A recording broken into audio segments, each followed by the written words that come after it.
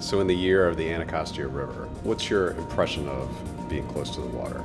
So my impression of the water was, it's very interesting. It's changed. When I first came down here, I was brought by Andy Altman, who was then head of Office of Planning and a member of the GSA, and we were brought in with other executives from Forest City to talk to them about what could be done with this plan and could this be done, because Forest City at the time was one of a few developers who was doing large-scale mixed-use projects.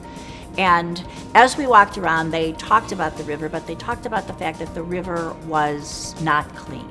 But I knew two things. I knew, first of all, that at that time, Williams administration was putting a tremendous amount of money into the Anacostia River and really cleaning up the water and the riverfront, and that it was going to be a terrific place. And I knew the importance of a viable river and how it could really change a neighborhood and a city, because I grew up in Cleveland on the Cuyahoga River. And the Cuyahoga River actually, a song was written about it, Burn on River, because it caught on fire.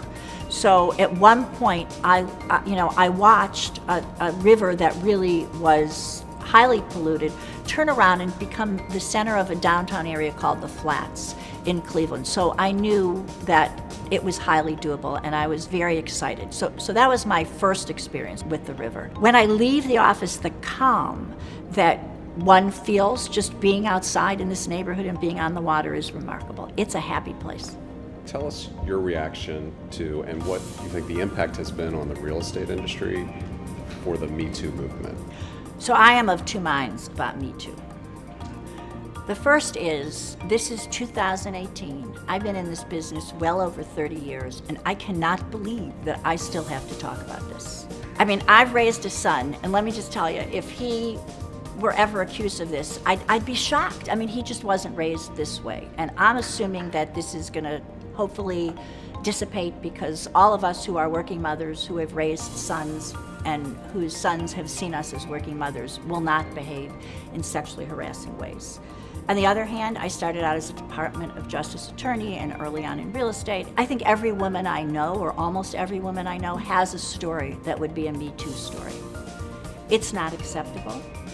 But when I look at the numbers in commercial real estate, if I look at Cruise numbers, in 2000 there were 20% of the real estate force was in development of women.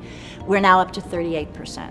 We are still woefully underpaid. I mean, women are making about a third less than men in real estate. All of this has to be corrected. I think we're starting to have the right discussions.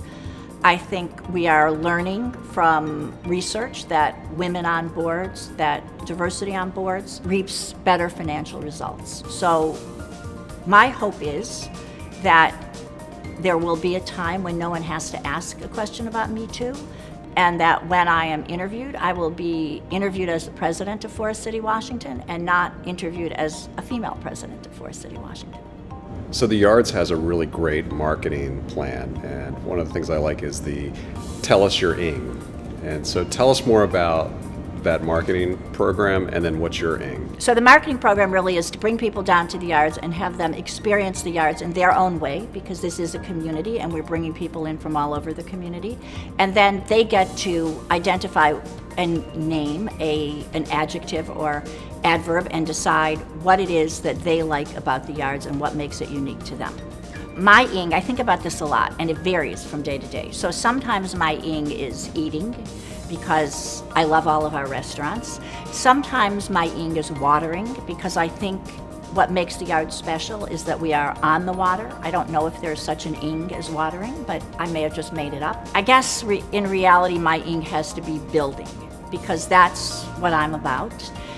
Building a community and a neighborhood for the residents of DC and for all the residents of DC.